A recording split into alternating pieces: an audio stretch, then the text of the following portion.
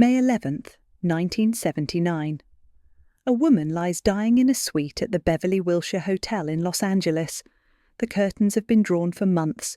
Empty Coca-Cola bottles crowd the nightstand. Cigarette ash dusts every surface. She weighs 75 pounds, the physical manifestation of decades of untreated anorexia nervosa. Her cousin visits regularly. Dina Merrill, the actress, brings her husband Cliff Robertson. They find Barbara in bed, surrounded by half-empty glasses of Coke and books. Robertson will remember. She was definitely alert, but you could see her frailness. It was a sad thing. She had a sweet, lost quality, a sensitivity. She refused to get out of bed. Designer Oleg Cassini comes once. He leaves shaken. She was very thin, gone. The spirit was gone. The life was gone out of her. 10 days later, only 10 mourners will attend her funeral at Woodlawn Cemetery in the Bronx. The woman newspapers once called the world's richest baby will be interred in the Woolworth family mausoleum next to the grandfather whose fortune destroyed her. This is Barbara Woolworth Hutton, born November 14th, 1912 to one of America's greatest fortunes. $50 million inherited before age 21, over $1 billion in today's currency. She married princes and counts and one of Hollywood's most beloved actors. She owned jewellery that once belonged to Marie Antoinette. She built a palace in London that she gave to America for $1. Reportedly, her bank account now holds $3,500. Some who knew her disputed this figure, but what remains certain, the heiress to $50 million dies nearly broke, alone. In a hotel suite she refuses to leave. This is not a story about losing money. This is a story about inheritance as curse. Understanding how Barbara went from $50 million to nothing requires understanding where her destruction began. A marble mansion. A family built on nickels and dimes. A grandfather who spoke to Napoleon's ghost, but not to his living granddaughter. The story begins at Winfield Hall. Chapter 1. The Marble Prison, 1912 to 1917, 1916, Glen Cove, Long Island. Frank Woolworth commissions architect C. H. Gilbert to build him a palace. $10 million, $200 million in today's currency. 56 rooms spread across 48,000 square feet. Imported marble covers every surface, walls of marble, pillars of marble. A grand staircase that alone cost $2 million, modelled on the one at Versailles. The entrance replicates the Arc de Triomphe in marble, a palace designed to announce wealth, not nurture life. Inside these marble walls, on November 14th, 1912, Barbara Woolworth Hutton is born. Her mother is Edna Woolworth, middle daughter of Frank Woolworth, founder of the Five and Dime Empire. Her father is Franklin Laws Hutton, co-founder of E.F., Hutton and Company, a successful broker, a notorious philanderer, scarcely around. Edna, lonely and desperate, begins an affair with Bud Bouvier, Jacqueline Kennedy's uncle. The marriage fractures in silence among the marble. Barbara's grandfather is 64 when she's born, already slipping into paranoia and melancholy. Frank Woolworth believes himself the reincarnation of Napoleon Bonaparte. He cultivates an increasing interest in the occult and time travel. He calls his granddaughter Princess, but rarely speaks to her. Barbara will later write, "Wooly was always a little loony, but he was sweet to me." The grandfather who communes with Napoleon's ghost cannot communicate with his living granddaughter. Barbara plays on a velvet-backed rocking horse. She dines formally in the enormous Georgian dining room.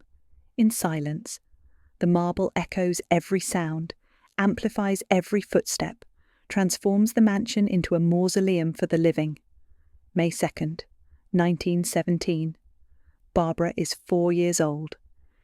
That morning, in a suite at the Plaza Hotel, though some family legends insist it happened in what became known as the Marie Antoinette Room at Winfield Hall, Barbara discovers her mother's body, Edna Woolworth Hutton, age 33.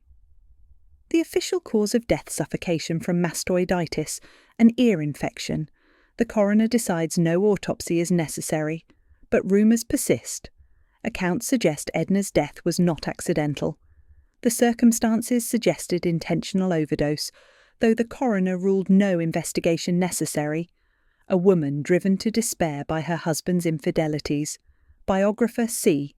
David Heyman will later claim it was widely believed the family paid off city officials to avoid investigation.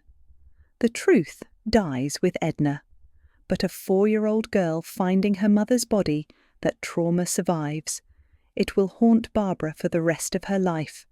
That same night, according to family legend, something inexplicable happens at Winfield Hall. Above the main entrance fireplace hangs a marble family crest showing the painted faces of Frank Woolworth's 3 daughters. As Edna dies while Frank allegedly hosts a party at the mansion, a severe thunderstorm strikes Long Island. Lightning hits the house. When the storm clears, the marble crest has cracked, through Edna's face only. The other 2 daughters remain untouched. Shortly thereafter, stories begin. Strange noises in Winfield Hall, reports of a floating spirit wandering the halls, the Marie Antoinette room locked permanently, crying sounds behind the door. After her mother's death, Barbara is sent to live at Winfield Hall with her grandparents. Her grandmother, Jenny Woolworth, suffers from premature senile dementia. She spends her days rocking back and forth in a white wicker rocking chair under the supervision of a medical attendant. Barbara has little interaction with her. Her grandfather dies April 8, 1919. Barbara is 6 years old. Her father shuttles her from one relative to another. She becomes, in the words of family acquaintance Harry Hill Page, a wistful, imaginative, lonely child with no family and few friends. Page also remembers that Barbara both hates and fears her father, whom she can never please. He was a cruel and spiteful man, brilliant in the brokerage business, I suppose, but he had no compassion for anyone, least of all his daughter. The Marble Palace has become a marble prison. Barbara Woolworth Hutton will spend her entire life trying to escape Winfield. She will name her own London mansion Winfield House. She will never escape.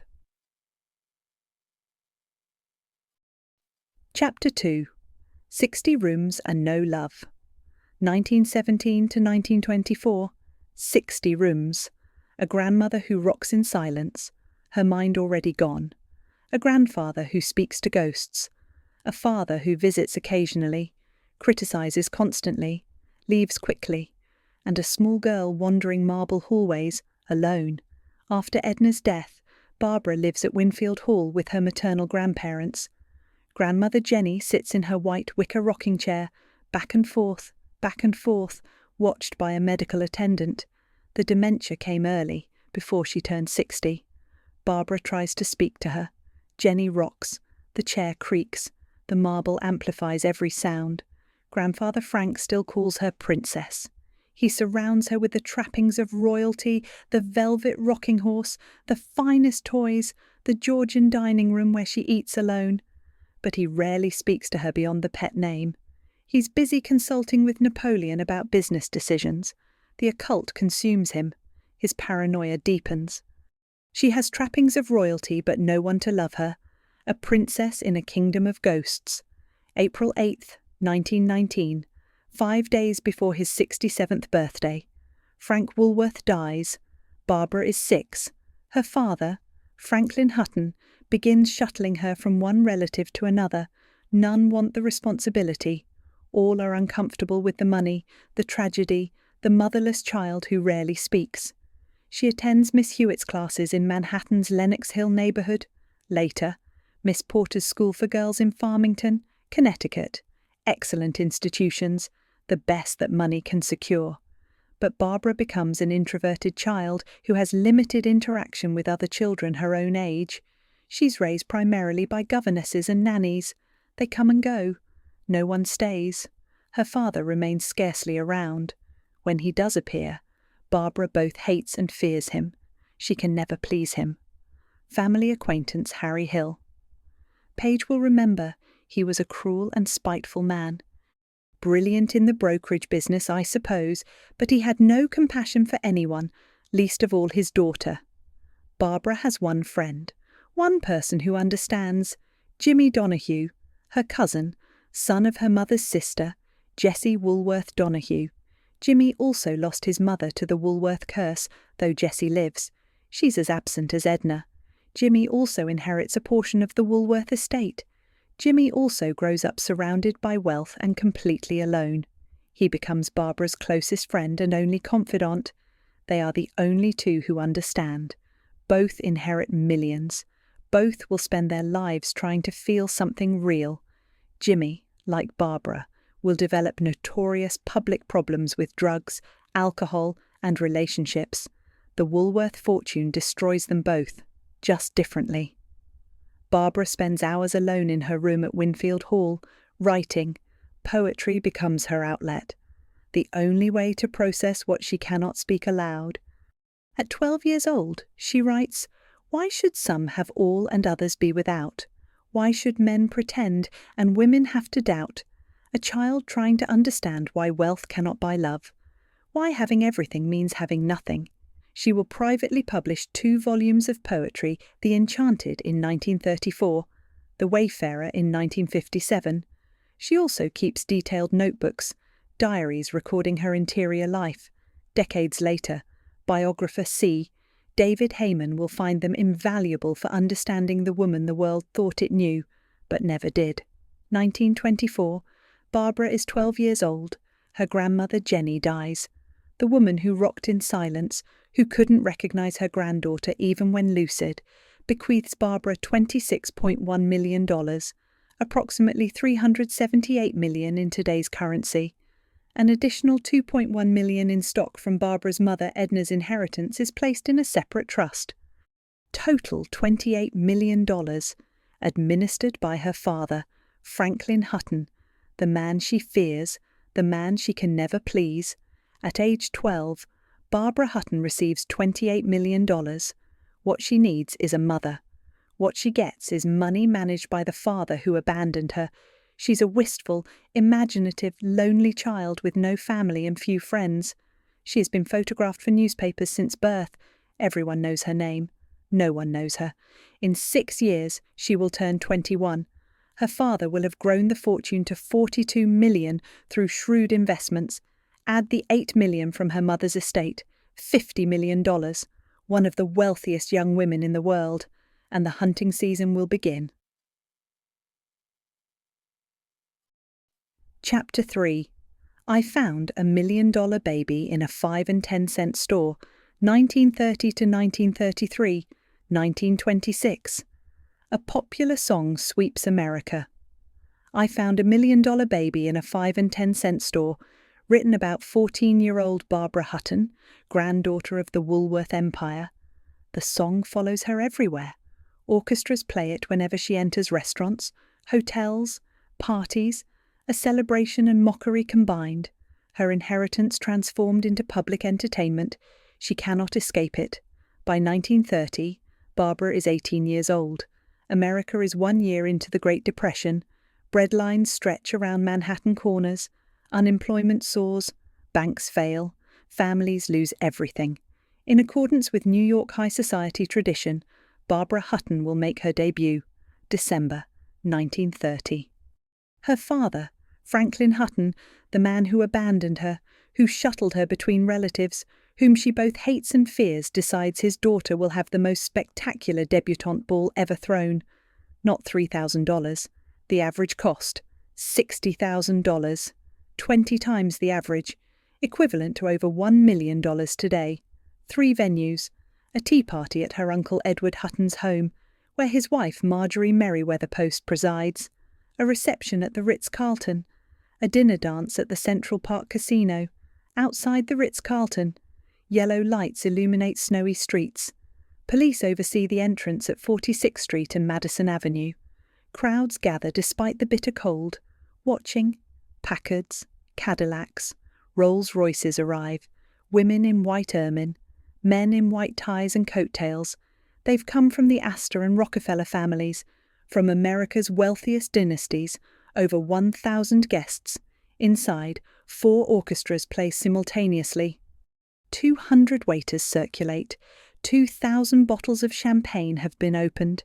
The menu, 1,007 course midnight suppers, 1,000 breakfasts for those who stay until dawn. Maurice Chevalier, dressed as Santa Claus, greets arriving guests at the door. Each guest receives a gift. Not chocolates, not flowers.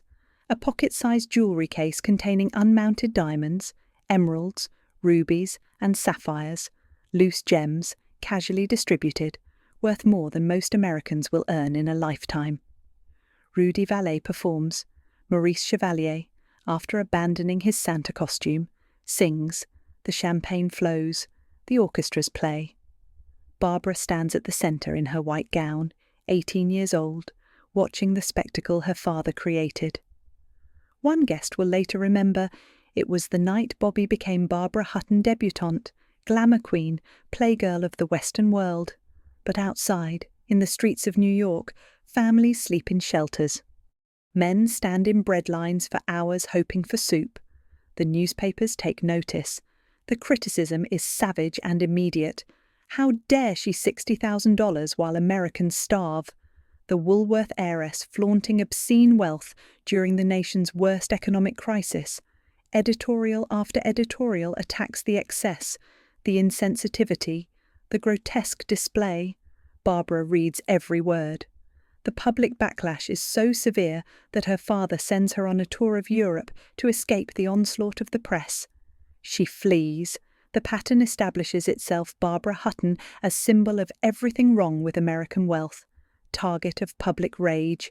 She is 18 years old. She will spend the rest of her life running. Poet Ogden Nash writes light verse about her, capturing how she has become public spectacle. Her private life no longer private, her every movement reported, her fortune everyone's business. She lives at 4 East 80th Street, the family home on the Upper East Side. But home offers no refuge. Her father still frightens her. The press still hunts her. The song still plays whenever she enters a room. November 14th, 1933. Barbara Hutton turns 21. Her father has managed her trusts shrewdly. The $28 million from 1924 has grown to $42 million through careful investment. Add the $8 million from her mother Edna's estate, total $50 million, approximately $967 million to $1 billion in today's currency. She is officially one of the wealthiest women in the world. Every fortune seeker in America knows. The hunting season has begun. 10 days after Barbara's birth, another heiress arrived, Doris Duke, born November 22nd, 1912, daughter of James Buchanan Duke, the tobacco king. Lucky Strike cigarettes built his empire. When he died in 1925, he left 13-year-old Doris an estimated $1.3 billion in today's value. On his deathbed, James Duke gave his daughter one piece of advice: never trust anyone. Barbara's father taught her the same lesson through absence. The two heiresses become friends as teenagers. Both understand what it means to inherit impossible fortunes. Both understand the loneliness of being hunted, but they will become rivals. Doris envies Barbara's beauty. Barbara calls Doris cheap because Duke hoards her money while Barbara gives it away. One heiress follows her father's advice and trusts no one. The other desperately seeks someone to trust. Both strategies will fail catastrophically. They will even marry the same man, a Dominican diplomat and professional playboy named Porfirio Rubirosa. He will cost Duke $25,000 per year for life. He will cost Barbara $3.5 million in cash, but that comes later. For now, Barbara is 21, $50 million, the most eligible heiress in America, the most hunted. All she needs is someone willing to take it. The marrying Medivanis are waiting. Chapter 4. The Marrying Medivanis, 1933 to 1935. Exactly 6,500 characters including spaces. Summer. 1933. Biarritz, France. The wealthy gather on the Atlantic coast. Americans fleeing the Depression's grim reality. European aristocracy, some authentic, most fabricated. Among them, the Medivanis. They call themselves princes, Georgian nobility who fled Tbilisi in 1921 after the Soviet invasion. Their actual rank Asnauri, untitled nobility. But in Europe's social circles, no one investigates credentials too closely.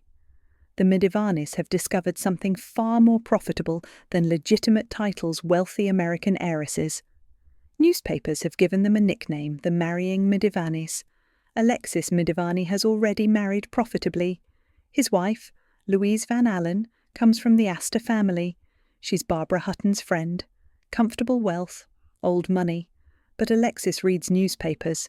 He sees the headlines about Barbara inheriting $50 million. Louise's fortune suddenly seems inadequate. His sister will arrange everything. Rusadana Medivani, called Rusi by the family, specializes in engineering profitable marriages for her siblings. She has done this successfully multiple times. She is brilliant at it, calculating, patient, absolutely ruthless. Rusi arranges for Barbara to vacation in Biarritz, arranges for Alexis to be there simultaneously, arranges seemingly coincidental introductions. Barbara, 20 years old, profoundly lonely, desperate for genuine affection, meets the handsome Georgian prince. He pays attention to her, compliments her, seems interested in her thoughts, her poetry, her dreams, not her money, never her money. He is charming, sophisticated, attentive in ways her father never was. The trap closes slowly. They travel together to San Sebastian, Spain. A house party. Louise accompanies them, unsuspecting. Other friends join. It appears innocent. Rusi has choreographed every moment. One afternoon, she suggests Louise and the other guests take a tour of a cottage on the property. It will require an hour, perhaps longer. So much to see. Barbara declines, says she's tired. Alexis offers to stay, keep her company. They are left alone. What happens next? Alexis has planned meticulously. He engineers a situation designed to compromise Barbara socially.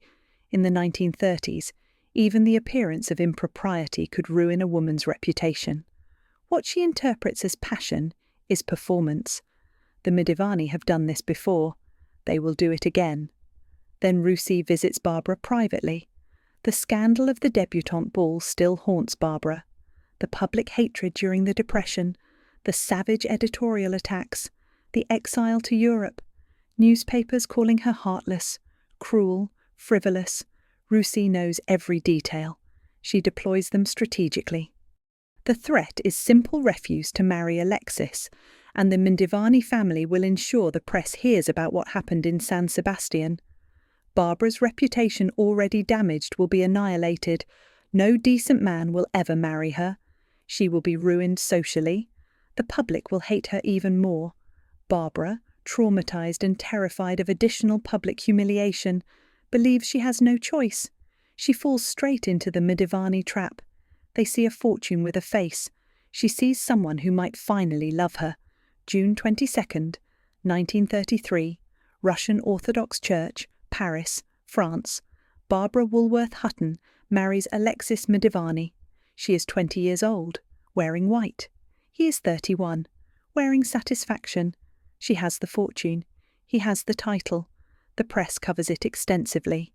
Photographers capture the moment. Another chapter in the poor little rich girl's story. The honeymoon begins immediately.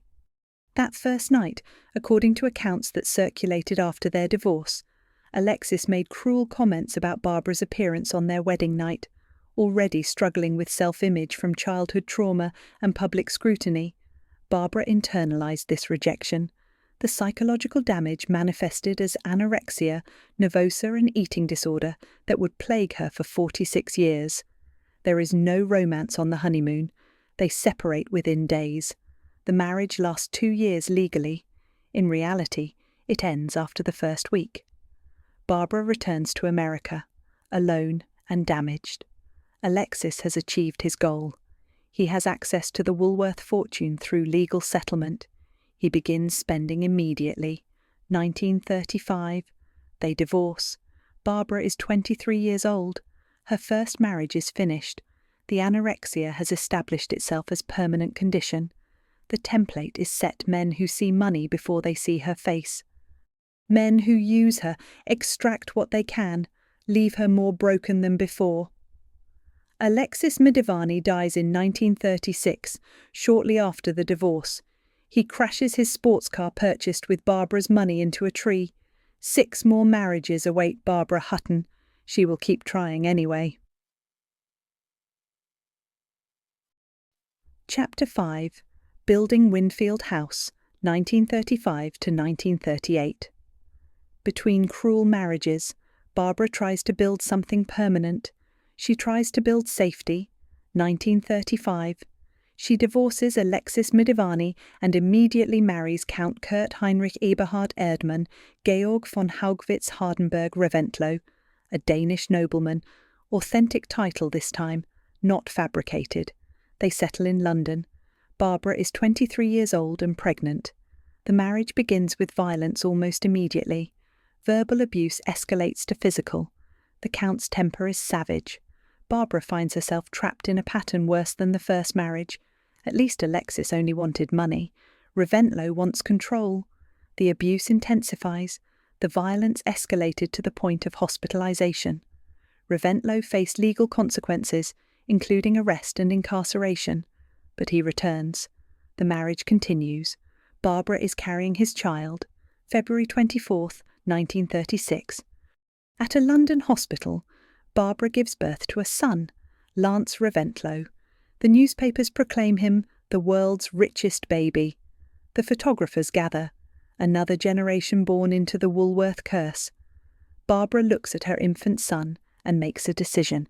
She will build a fortress, a place where Lance will be safe, where she will be safe, somewhere permanent, a home. She tours properties in London's Regent's Park. The location matters. Secluded but not isolated. Prestigious but protected. She finds St. Dunstan's Villa, an 1825 Italianate structure designed by Decimus Burton as part of John Nash's original Regent's Park villa scheme. The building has history, character. But in 1936, a fire damages it severely. Barbara sees opportunity. She purchases the site, aged 23, concerned about the safety and security of her young son.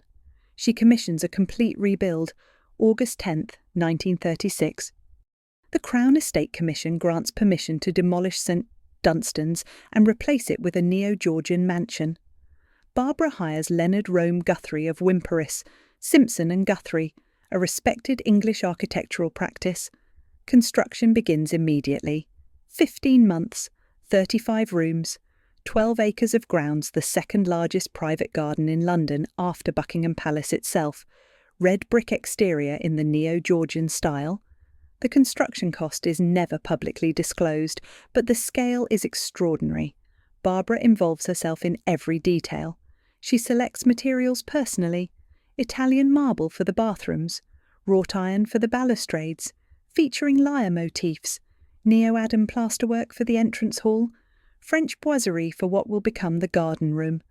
The staircase will be cantilevered, a technical achievement, with scrolled iron decoration and brass handrails.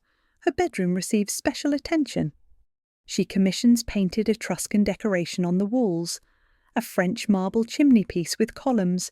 The room must be perfect. A sanctuary within the sanctuary. The entrance hall will feature a screen of paired fluted Doric columns, pilasters with Doric entablatures, pedimented door cases, every architectural element chosen to convey permanence, stability, security, the things Barbara has never known. The grounds require equal care. She plants gardens, designs walking paths, plans for Lance to place safely within 12 acres of protected green space in the heart of London. No photographers, no crowds, no threats. The Lindbergh baby was kidnapped and murdered in 1932. Barbara remembers. Everyone remembers. She installs 15-foot-high iron gates at the property entrance. A fortress. She must name it. The property was called St. Dunstan's after its predecessor, but Lord Fraser of Lonsdale, who runs a soldiers' charity also named St. Dunstan's with an office in Regent's Park, approaches Barbara. The similarity causes confusion. Would she consider changing the name? She agrees. She chooses Winfield House, after her grandfather, Frank Winfield Woolworth, the man whose fortune cursed her family, who built Winfield Hall in Glen Cove, where 4-year-old Barbara found her mother's body, who died speaking to Napoleon when Barbara was 6. She names her London refuge after the man and the place that destroyed her childhood. She is 23 years old and still cannot escape Winfield. She never will. January 1938. Construction completes. 15 months from demolition to finished mansion. Barbara moves into Winfield House with her son Lance. He is almost 2 years old. She has left Reventlow temporarily. The violence has become unbearable. She believes the house will protect them both. She lives there less than a year. The Count's violence does not stop because of architecture. The abuse continues. The marriage collapses completely. In 1938, Barbara divorces Reventlow after a bitter custody battle. She gains custody of Lance. She also gains visible scars and psychological trauma that will never heal. 1939. War approaches Europe. Barbara returns to the United States with Lance. Winfield House stands empty. She has barely lived in the mansion she designed specifically for safety. During World War II, the British government commandeers the property. The Royal Air Force uses it as a barrage balloon unit station, an officers' club. The windows are boarded up. Balloons corrupt the carefully designed gardens. Officers play football on Barbara's lawns. They name their team, Barbara's own, as mockery. The mansion built as fortress becomes military installation. The refuge abandoned before it could provide refuge. Barbara is 26 years old. 2 marriages finished, 2 divorces, anorexia established as permanent condition. A palace in London she will never see again. 7 years of war stretching ahead, and in Hollywood she will meet the only husband who will not exploit her fortune. Chapter 6. Cary Grant and the War Years, 1942 to 1945. December 1937.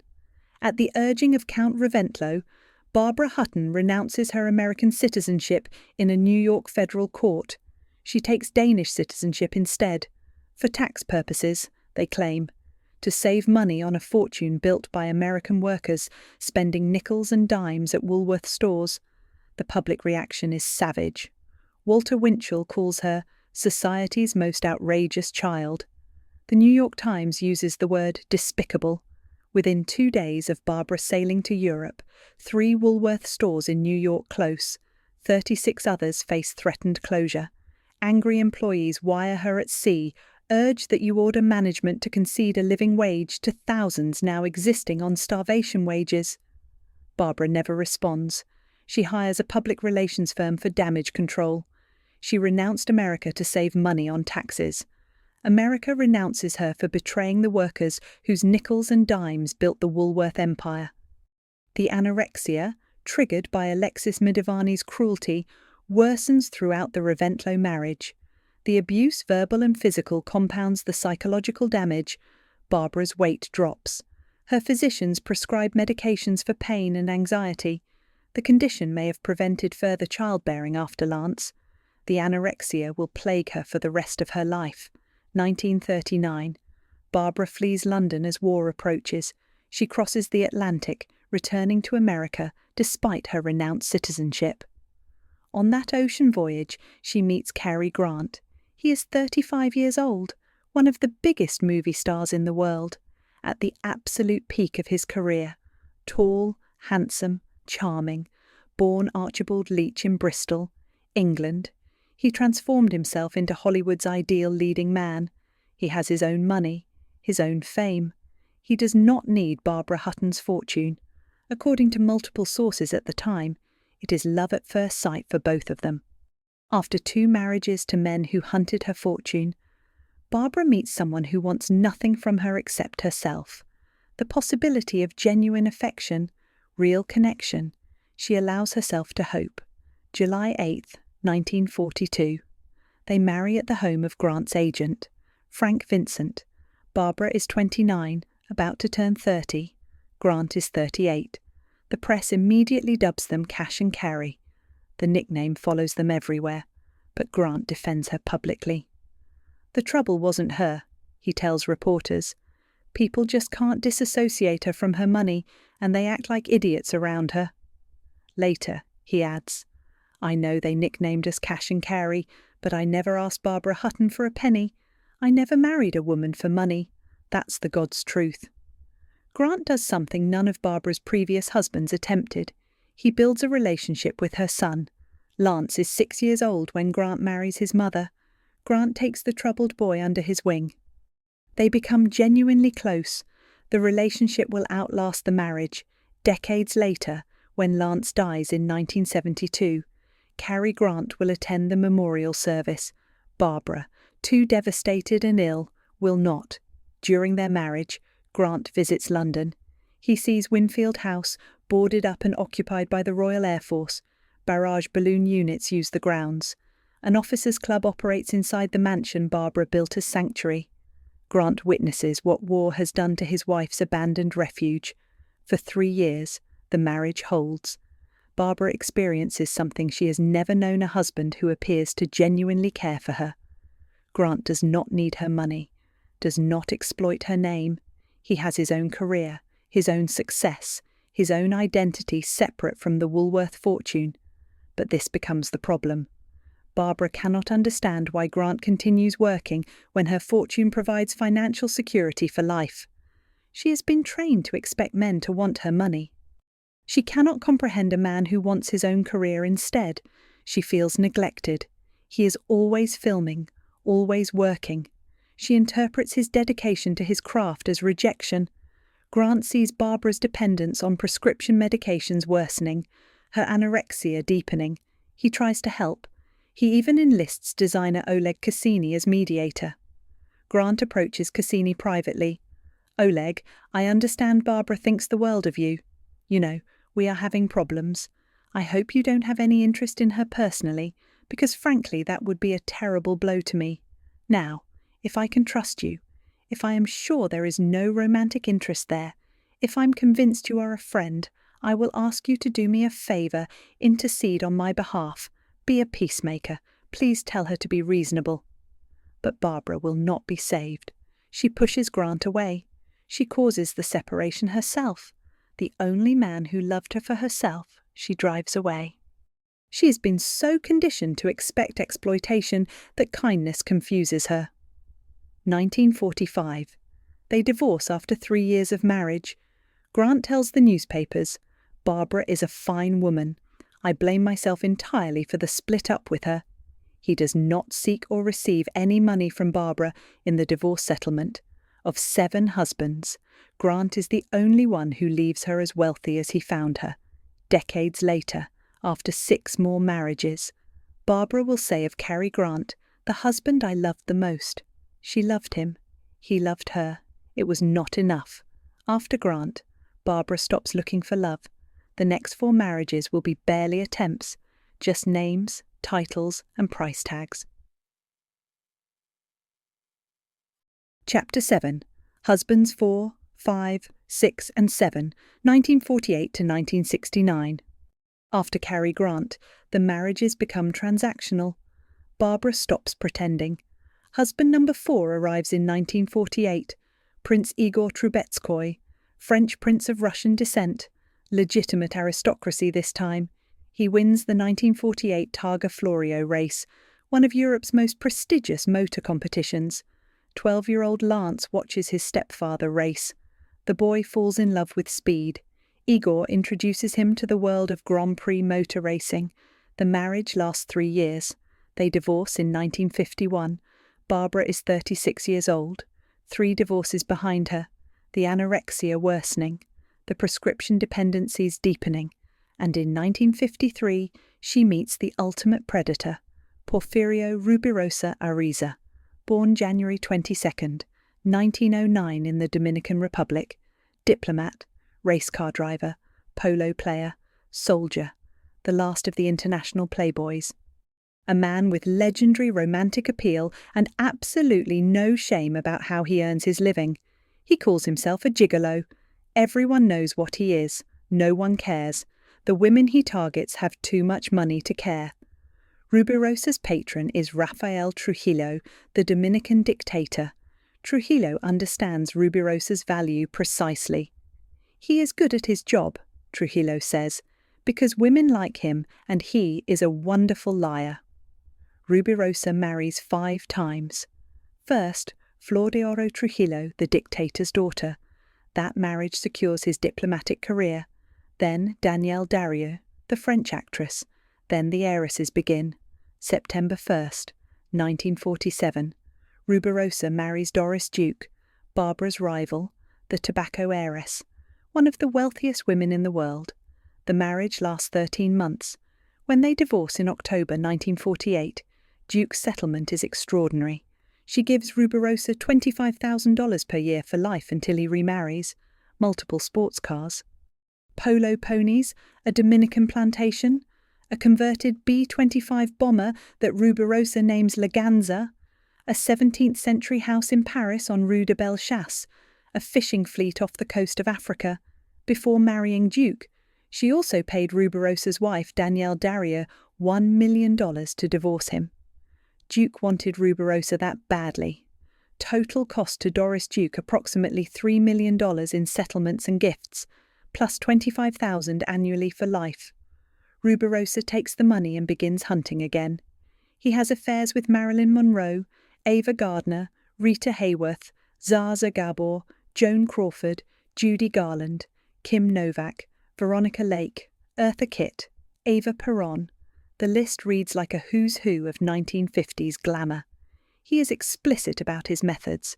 Speaking about women, he will later say, "All my life I've controlled women, every woman I've ever met. Except this one," referring to his final wife. "She is under my skin." Controlled. Past tense.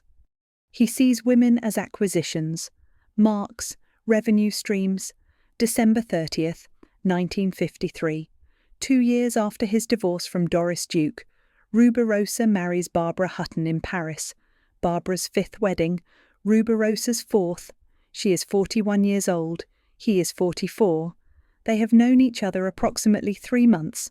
The Milwaukee Sentinel captures the moment perfectly. Journalist Phyllis Battelle writes, "The bride, for her 5th wedding, wore black and carried a scotch and soda." Black, not white, black, and scotch and soda instead of flowers. The imagery encapsulates everything: the death of hope, the alcoholism, the farcical nature of the ceremony. Barbara knows exactly what this is. She marries him anyway. The marriage lasts 52 days, December 30th, 1953 to February 20th, 1954, less than 2 months. When they divorce, Barbara's settlement exceeds Duke's substantially. She gives Rubirosa between $2.5 and $3.5 million in cash. Sources vary on the exact amount, but all agree it exceeds $3 million. Another converted B-25 bomber, a coffee plantation in the Dominican Republic, polo ponies, jewellery. Barbara Hutton, heiress to $50 million, could not even negotiate a favourable rate for a professional gigolo. Doris Duke paid less for the same man. Duke got him for $25,000 per year, plus gifts totalling approximately $3 million. Barbara gave him $3.5 million up front for 52 days of marriage. Even in divorce, Barbara overpays.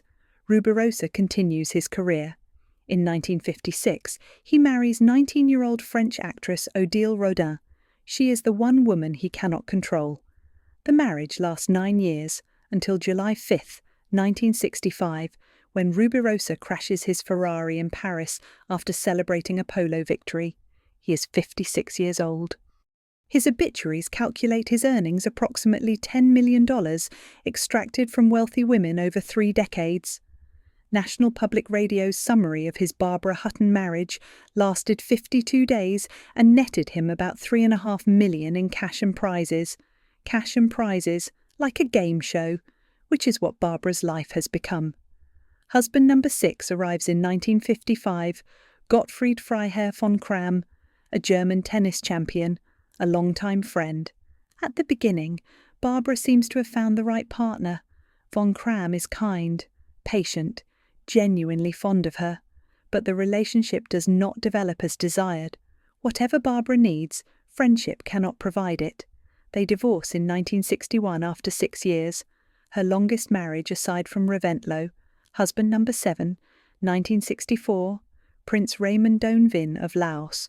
The marriage lasts 5 years. They divorce in 1969. By this point, Barbara is 57 years old. 7 marriages, 7 divorces. The anorexia has ravaged her body.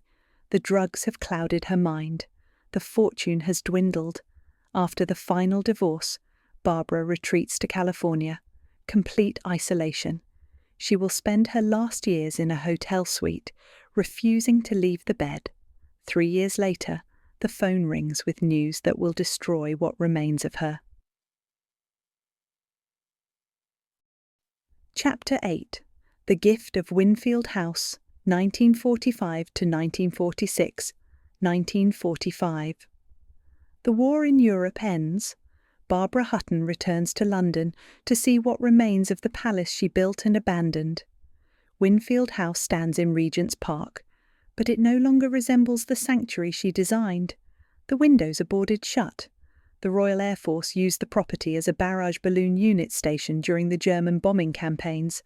Officers converted rooms into makeshift barracks. The 12 acres of carefully planned gardens are trampled and damaged.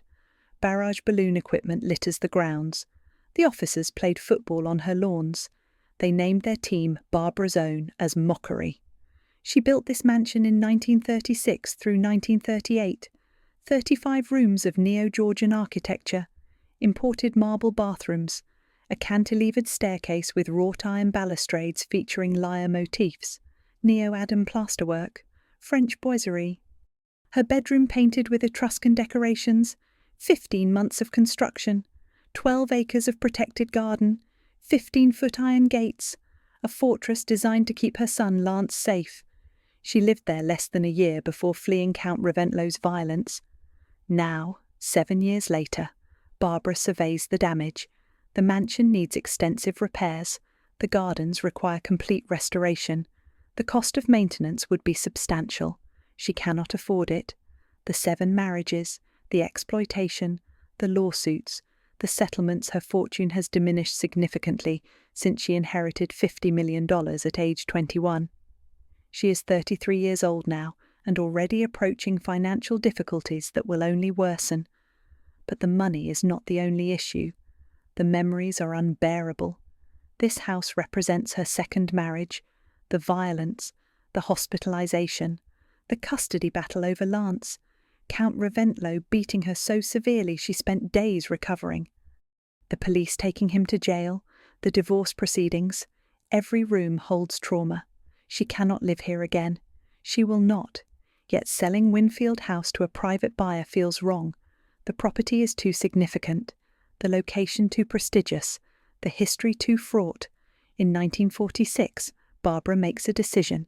She will donate Winfield House to the United States government, the country whose citizenship she renounced in 1937, the nation whose workers she betrayed, the America that condemned her for the debutante ball, for the excess, for everything the Woolworth fortune represented during the Depression. She will give them the mansion for $1. The stated reason she wants the house to serve as the American ambassador's official residence. The unstated reason she cannot afford maintenance, cannot bear the memories. And perhaps, though she never articulates this explicitly, she seeks some form of redemption. A gesture to restore her image after the citizenship scandal. A way to give something back to the workers whose nickels and dimes built her grandfather's empire. The sale is finalized in 1946. The United States government purchases Winfield House, 35 rooms, 12 acres, all fixtures, all architectural details for $1, a symbolic price for a property worth hundreds of thousands of pounds. The government accepts gratefully, but cautiously.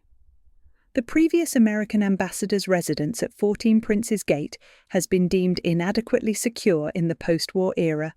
London requires increased diplomatic presence. A secure residence is essential. Winfield House, with its 12 acres and substantial walls and iron gates, offers exactly what the State Department needs. But the property requires massive renovation, war damage, 7 years of military occupation, deferred maintenance. The government undertakes extensive restoration. Architectural historians study Barbara's original plans. They preserve the essential Hutton-era features while modernising for diplomatic functions. The work takes years, 1955, 10 years after Barbara's donation. Winfield House officially becomes the American ambassador's residence.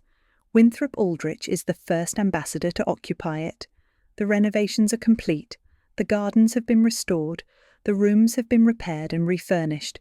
But Barbara's architectural signature remains everywhere. The cantilevered staircase she commissioned, the wrought iron balustrade with its distinctive lyre motifs, the brass handrails she selected, the entrance hall with its neo-Adam plasterwork. The reception hall entered through a screen of paired fluted Doric columns, the pilasters with Doric entablatures, the pedimented door cases. Barbara's bedroom, now called the Hutton Room, retains its painted Etruscan decoration and French marble chimney-piece with columns. The marble-lined bathrooms she installed remain intact. American ambassadors bathe in Barbara Hutton's bathtubs, sleep in bedrooms she designed, walk staircases she commissioned, host diplomatic receptions in rooms she planned, the French boiserie she selected for what is now the garden room, the architectural details she obsessed over, the quality of materials she demanded, all preserved. The house functions as she intended, a place of security and elegance, but for purposes she never imagined. Since 1955, every United States ambassador to the court of St. James's has lived at Winfield House. Walter Annenberg undertook the most extensive interior renovations during his tenure, bringing in decorator William Haynes, a former silent film star, to redesign rooms in 1969. Anne Armstrong served as ambassador, John Hay Whitney before her. Distinguished diplomats hosting distinguished guests in Barbara's abandoned palace. Queen Elizabeth II has visited Winfield House. Multiple American presidents have stayed there during state visits. Barack Obama, Donald Trump. The mansion Barbara built for safety serves international diplomacy at the highest levels. The 12-acre garden remains the second largest private garden in London after Buckingham Palace. The grounds include a small front wood, sculpture garden, formal garden, vegetable garden. Greenhouses produce 6,000 to 7,000 plants annually, cyclamens, primulas, cinerarias. Head gardener Stephen Crisp maintained the property for over 20 years, preserving Barbara's landscape vision while adapting it for diplomatic entertaining. In 2014, Winfield House participated in Open Square Gardens for the first time in its history. 25 lottery winners received tours. They walked Barbara's gardens, saw her greenhouse structures, admired the scale and ambition of the property. Few knew who Barbara Hutton was. Fewer knew why she gave it away. The property is now listed on the United States Secretary of State's Register of Culturally Significant Property. Historic England designated it Grade 2, listed as an exceptional ambassador's residence and notable neo-Georgian townhouse. One of the most important culturally significant properties owned by the U.S. Department of State worldwide, Barbara Hutton's cousin-in-law, Marjorie Merriweather Post, also tried to donate her estate to the American government. Post built Mar-a-Lago in Palm Beach, Florida, an even more spectacular mansion than Winfield House. She envisioned it as the Winter White House, a place where presidents could vacation and conduct diplomatic affairs in warm weather. The government rejected Post's donation. Mar-a-Lago was too expensive to maintain, the operating costs too high, the location less strategic than London.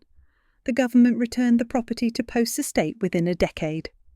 Mar-a-Lago eventually sold to private ownership. Today, it operates as a private club. Barbara's gift succeeded where her cousins failed. The mansion she built, trying to feel safe. The palace she abandoned after 1 year. The refuge that became prison, she gave it away for $1, and it became her only positive legacy. The house she could not bear to keep has served American diplomacy for 70 years.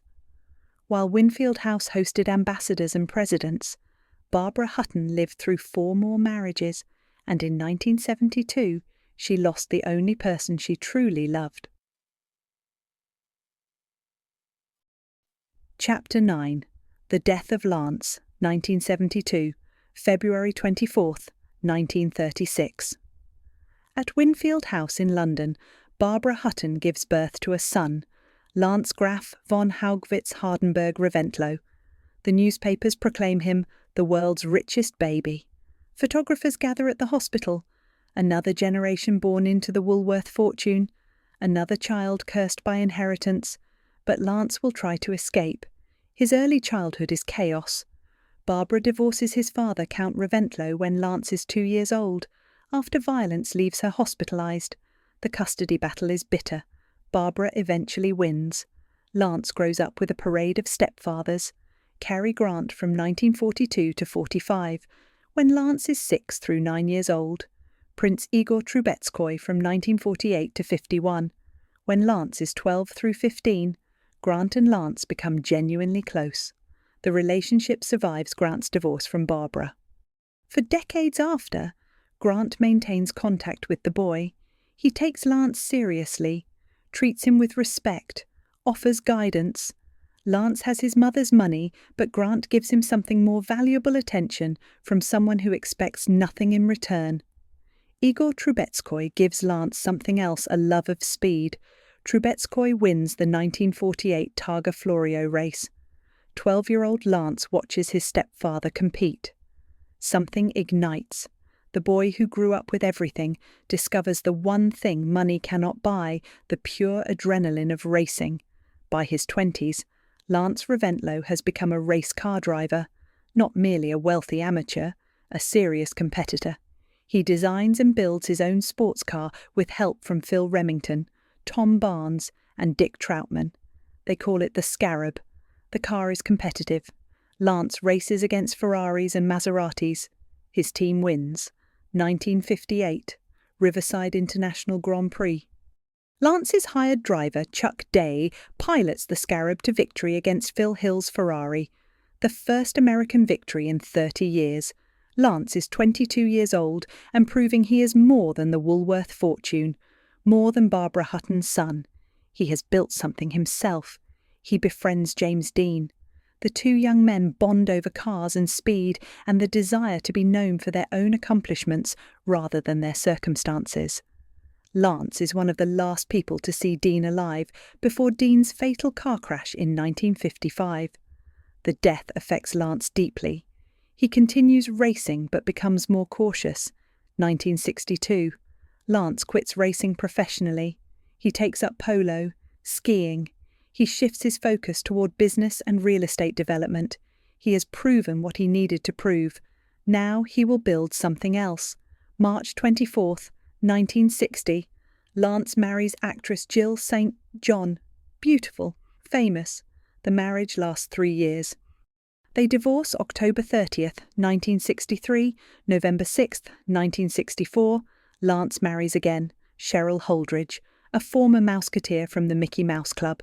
The wedding is lavish, 600 guests in Hollywood. Barbara gives the couple $500,000 and a 5-bedroom home on 21 acres in Benedict Canyon. Barbara cannot attend the wedding. She is too ill. The pattern continues even for her son's marriage. Barbara is absent. She sends money instead of presents. It is all she knows how to give. But Lance and Cheryl are happy. The marriage holds. By 1972, they have been together 8 years. Lance is 36 years old. He has escaped the Woolworth curse, built a career independent of his mother's fortune, married well, made genuine friendships. He divides his time between Los Angeles and Aspen, Colorado, where he owns a home. July 1972. Lance has plans for a ski resort in Aspen. The town is growing. Tourism is expanding. He sees opportunity. He needs to scout locations, survey potential sites, assess the terrain. July 24th, 1972. Lance hires a single-engine Cessna 206 for an afternoon reconnaissance flight. The pilot is Gifford Hooker, aged 27, a student pilot. He has only 39 hours of flying time, barely qualified, inexperienced in mountain flying, unfamiliar with the treacherous wind patterns of the Rockies. Also aboard Robert Wolfe, a ski instructor helping with the resort planning, Barbara Baker, another passenger. 4 people total in a small plane. They take off from Aspen Airport a little before 6 o'clock in the evening. A thunderstorm is brewing over the Rocky Mountains.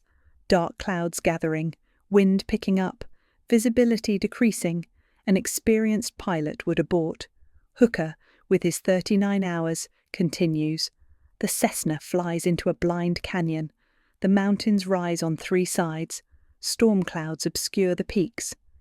Hooker realizes too late that there is no exit. He attempts to turn the aircraft around in the narrow space.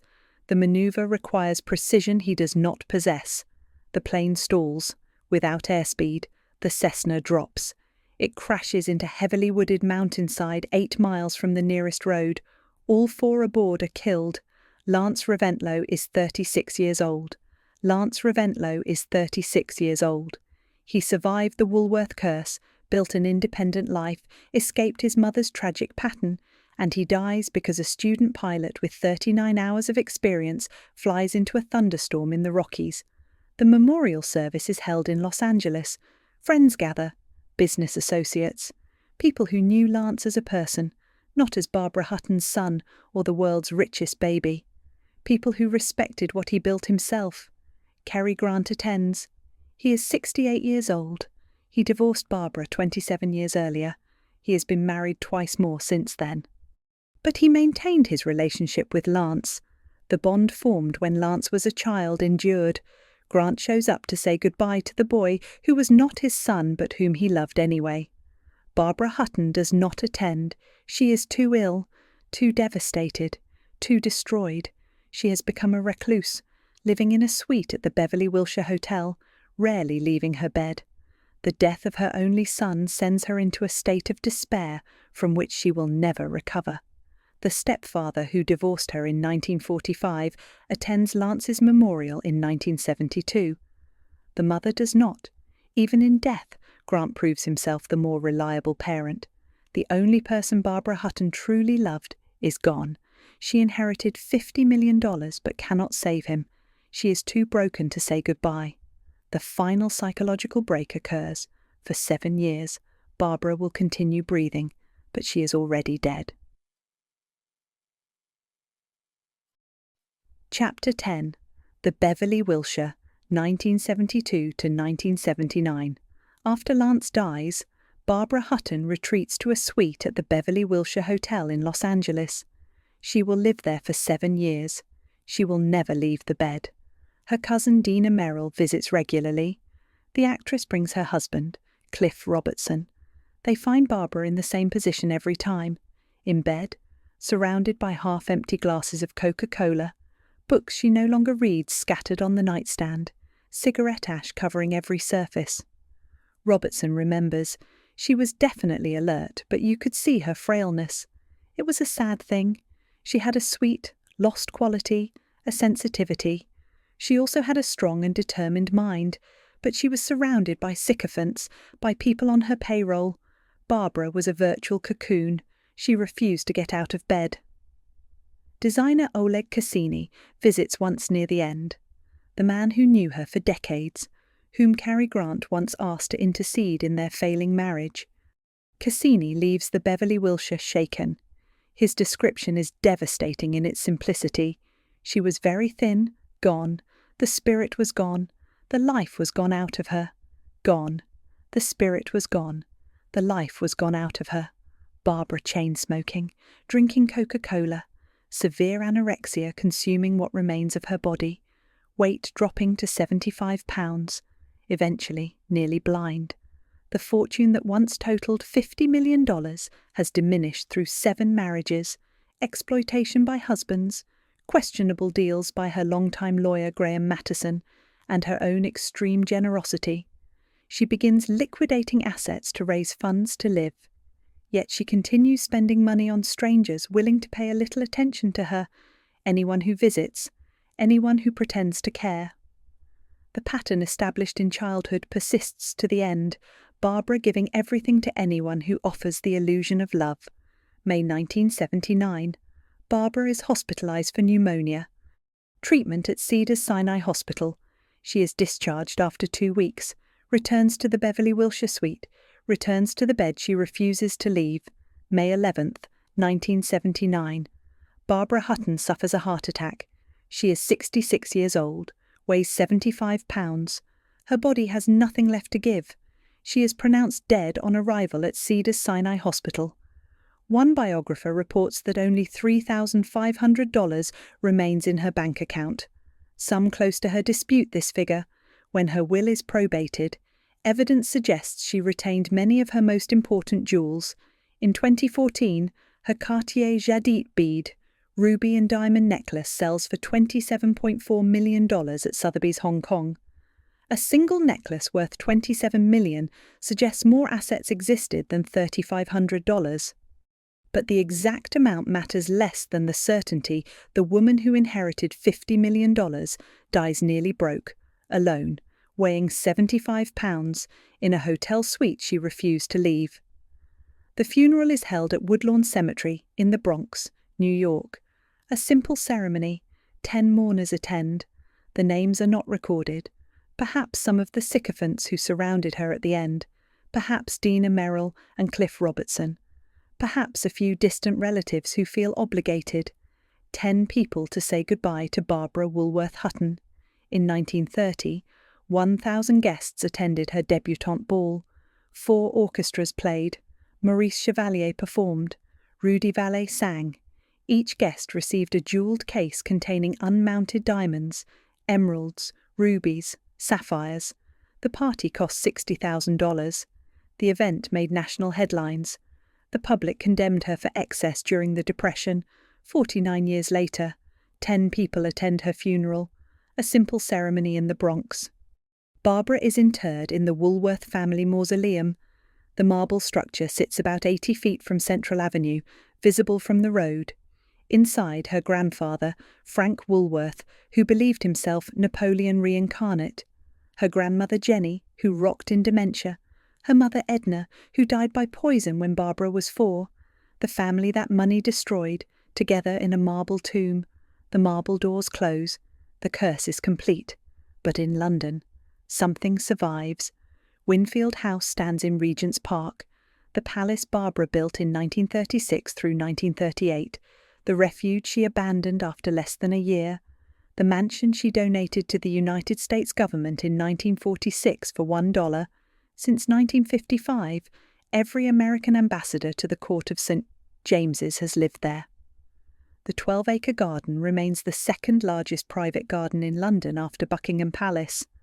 The grounds include a small front wood, sculpture garden, formal garden, vegetable garden. Greenhouses produce 6,000 to 7,000 plants annually, cyclamens, primulas, cinerarias. Head gardener Stephen Crisp maintained the property for over 20 years. American ambassadors sleep in the Hutton Room, Barbara's bedroom. The painted Etruscan decoration she commissioned still adorns the walls. The French marble chimney-piece with columns remains. The marble-lined bathrooms she installed are still in use. The cantilevered staircase with its wrought-iron balustrade featuring lyre motifs curves upward as she designed it. Neo-Adam plasterwork in the entrance hall. Paired fluted Doric columns in the reception hall. Every architectural detail she selected, preserved. Queen Elizabeth II has visited Winfield House. Multiple American presidents have stayed there. Barack Obama, Donald Trump. The mansion serves international diplomacy at the highest levels. In 2014, Winfield House participated in Open Square Gardens for the first time. 25 lottery winners toured the grounds. They walked Barbara's gardens. Few knew who she was. Fewer knew her story. Barbara Hutton's 7 marriages all failed. The $50 million was squandered. The jewellery collection scattered to auction houses. But Winfield House still stands, still serves. The one thing she built that lasted was something she could not bear to keep. A palace she fled, a gift born from pain. The poor little rich girl died forgotten. But in London's Regent's Park, in a garden tourists cannot see, maintained by American gardeners, 6,000 plants bloom each year. Ambassadors host presidents. Diplomats negotiate treaties. Life continues. Barbara Woolworth Hutton, born November 14th, 1912, died May 11th, 1979.